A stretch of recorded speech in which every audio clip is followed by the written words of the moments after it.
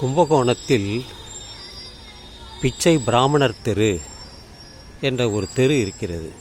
கும்பகோணத்தில், அதாவது கும்பகோணம் ரயில் நிலையத்திலிருந்து மகாமகம் குளம் போகும் வழியில் அந்த தெரு இருக்கிறது. ஒரு முறை நான் சென்று வந்தேன். அங்கே என் மனைவி இருந்தால் திருமணத்திற்கு முன்பு காண்பதற்காக நான் சென்றேன். அது ஒரு புறம் இருக்கட்டும். எப்படி இந்த பிச்சை பிராமணர் தெரு வந்தது என்றால், எல்லோருக்கும் பிச்சை கொடுப்பார் ஒருவர்.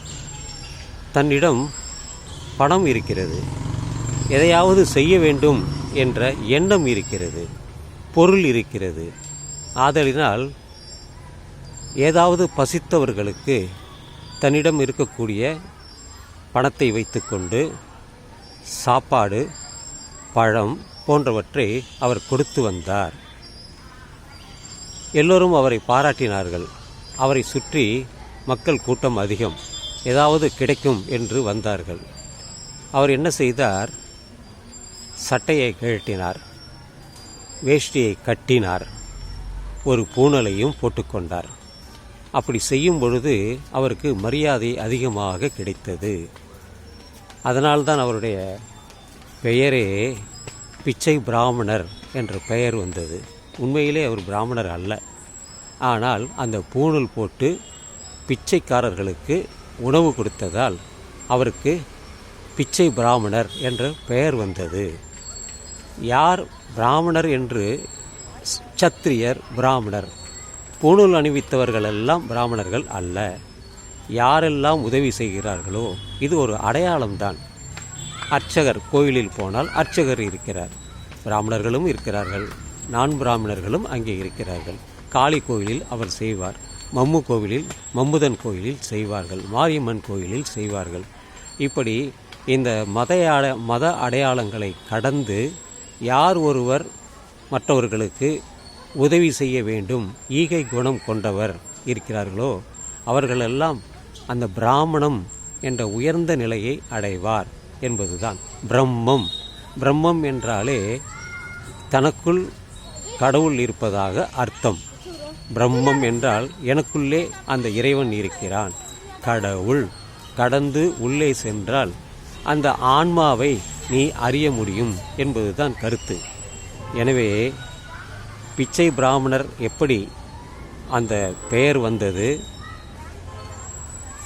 எப்படி அவர் உதவி செய்தார், எப்படி அவரை தேடி மக்கள் வந்தார்கள் என்பதையெல்லாம் பார்க்கும் பொழுது வியப்பாக இருக்கும், மகிழ்ச்சியாகவும் இருக்கும்.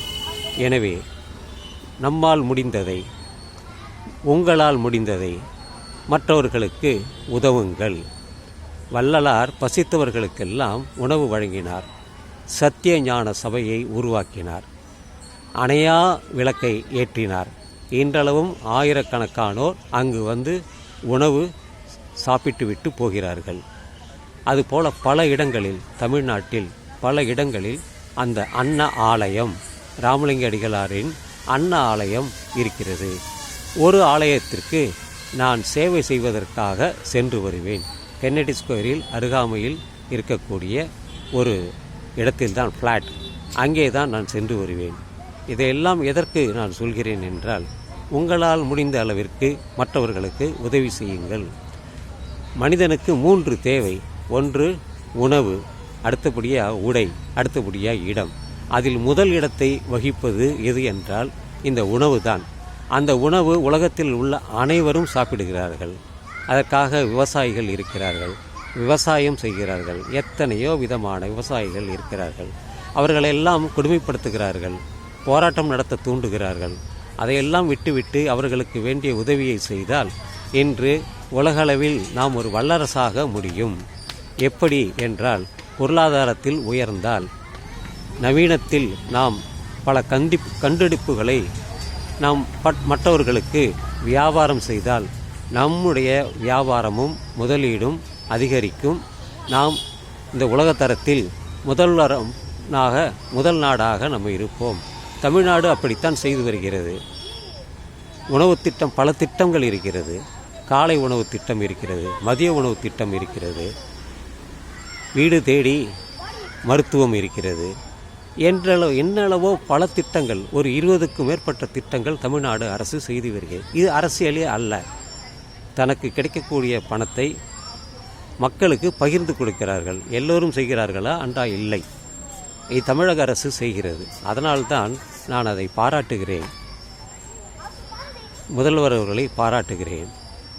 ஏனென்றால் அவர் மூலம் இன்றளவும் பலர் பயணம் அடைகிறார்கள், பலன் அடைகிறார்கள். இலவச பயணம் பேருந்தில், யார் பெண்களுக்கு, குழந்தைகளுக்கு, அப்படி என்று பல திட்டங்கள் இருக்கிறது.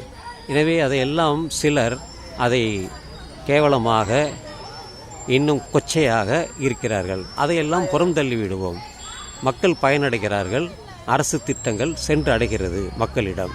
எனவே அரசை பாராட்டுவோம், தமிழக அரசிற்கு நன்றி சொல்வோம் என்று சொல்லி இந்த பதிவை நான் நிறைவு செய்கிறேன். இந்த இடம் திருவிக நகரில் இருக்கக்கூடிய ஒரு நகர்தான்.